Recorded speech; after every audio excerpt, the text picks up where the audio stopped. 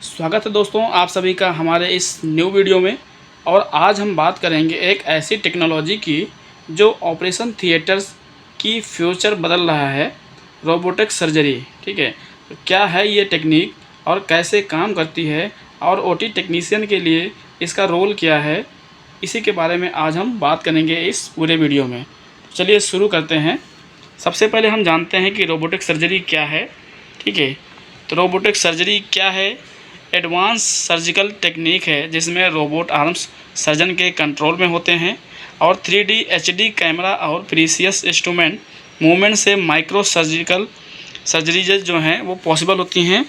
Minimally invasive या फिर छोटे कट्स लगाए जाते हैं जिससे कि कम पेन हो, ठीक है, कम ब्लड लॉस हो, ठीक है, और रोबोट अपने आप नहीं चलता है, सर्जन के कंसोल के इशारे से या फिर ज़रिए ये कंट्रोल किया जाता है। ठीक है, ये एक टेक्निक है जिसमें रोबोट्स क्या करते हैं, सर्जरी करते हैं।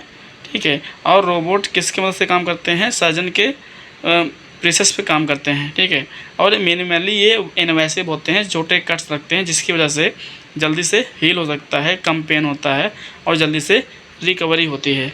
अब बात करते हैं कि रोबोटिक सर्जिकल सिस्टम के पार्ट्स क्या क्या होते हैं। तो सर्जन कंसोल के पास जॉयस्टिक एंड कंट्रोल्स होता है। ठीक है, पेशेंट कार्ड की तरफ बात की जाए तो रोबोटिक आर्म्स जिससे कि टूल्स एंड कैमरा होल्ड करने के लिए होता है। ठीक है, और 3D HD विजन सिस्टम के लिए हाई क्लियरिटी विजुअलाइजेशन सिस्टम होता है जिससे कि क्लियर तरीके से 3D इमेज सारी क्लियर के अंदर से अंदर सारे आपके पार्ट्स दिखाई दें। ठीक है, और ट्रोकार्स या फिर पोर्ट्स, तो छोटे इंसिजन के लिए ज़रूरी इंस्ट्रूमेंट डालना होता है, वो ट्रोकार के माध्यम से डाले जा सकें। ठीक है, तो ये हमारा क्या है, रोबोटिक सर्जिकल सिस्टम के पार्ट्स हैं। ठीक है, आगे अगर बात करते हैं तो टाइप्स ऑफ रोबोटिक सर्जरी। ठीक है, सबसे पहले एक जो सबसे ज़्यादा जो यूज होने वाला रोबोट है हमारा क्या है, द विंकी सर्जिकल सिस्टम। ठीक है, ये सबसे ज़्यादा इस्तेमाल होने वाला है। और दूसरे नंबर पर बात की जाए तो वर्सियस रोबोटिक सिस्टम, ये क्या है, एक जगह से दूसरी जगह पे आसानी से ले जाने वाला ये सिस्टम है या फिर पोर्टेबल एंड मॉड्यूलर है। ठीक है, माको रोबोटिक्स क्या है, ये जॉइंट रिप्लेसमेंट एंड आर्थो के केस में ज़्यादा से ज़्यादा इस्तेमाल होता है। ठीक है, और साइबर नाइफ, ठीक है, साइबर नाइफ क्या है, ये ट्यूमर या फिर एल्बिलेशन या फिर रेडियोथेरेपी में ज़्यादा इस्तेमाल होता है। ठीक है, या फिर जीव्स रोबोट, ये माइक्रो एंड कार्डियक सर्जरी में ज़्यादा इस्तेमाल होता है। ठीक है, तो ये हमारे क्या थे, रोबोटिक सिस्टम थे।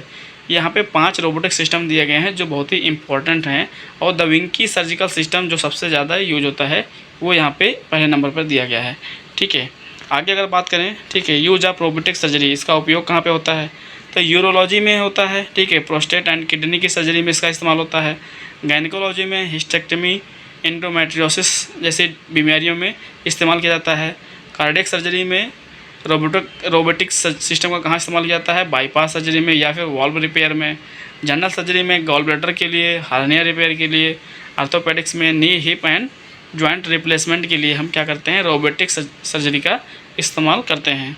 ठीक है, आगे अगर बात की जाए इसके फ़ायदे क्या हैं, क्योंकि अगर कोई सिस्टम है उससे क्या फ़ायदा होता है ये बहुत ज़रूरत है। ठीक है, इससे सबसे पहला फ़ायदा क्या है, प्रीसियस एंड टाइम और फ्री मूवमेंट्स, मतलब एकदम एक्चुअली कहीं दाएं बाएं आपको नहीं लगता, जितना इसको मूवमेंट चाहिएगा उसी हिसाब से ये काम करेगा। ठीक है, और स्मॉल इंसिजन होगा, कम से कम इंसिजन होगा, क्योंकि ये एक तरीके से रोबोटिक है तो कम पेन भी होगा और कम इन्फेक्शन होगा, और इसका इन्फेक्शन का रिस्क जो है वो भी कम हो जाता है।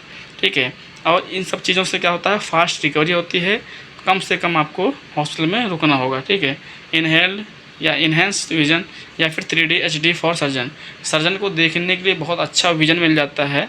ठीक है, जिससे उनको सर्जरी करने में और भी आसानी हो जाती है।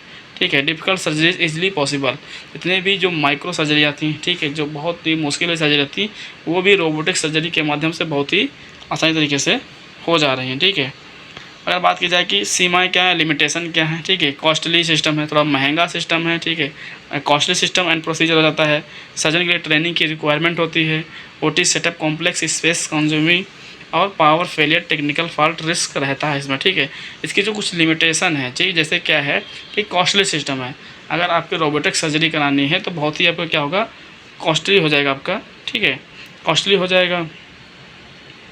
और अगर यहीं पे बात की जाए, ठीक है, बात की जाए ओटी सेटअप या फिर कॉम्प्लेक्स के बारे में, ठीक। तो स्पेस कंज्यूमिंग है, इसमें जगह ज़्यादा चाहिए होता है और पावर फेलियर या फिर टेक्निकल फॉल्ट होने के चांसेस इसमें क्या होते हैं, ज़्यादा हो जाते हैं। ठीक है।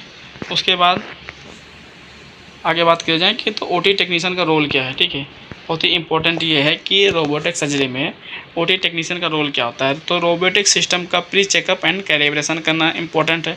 ठीक है, अगर आप वहाँ पे हैं, अगर आपके यहाँ रोबोटिक सिस्टम है तो वहाँ पे आपका क्या काम है, ओटी टेक्नीशियन का रोल क्या होता है।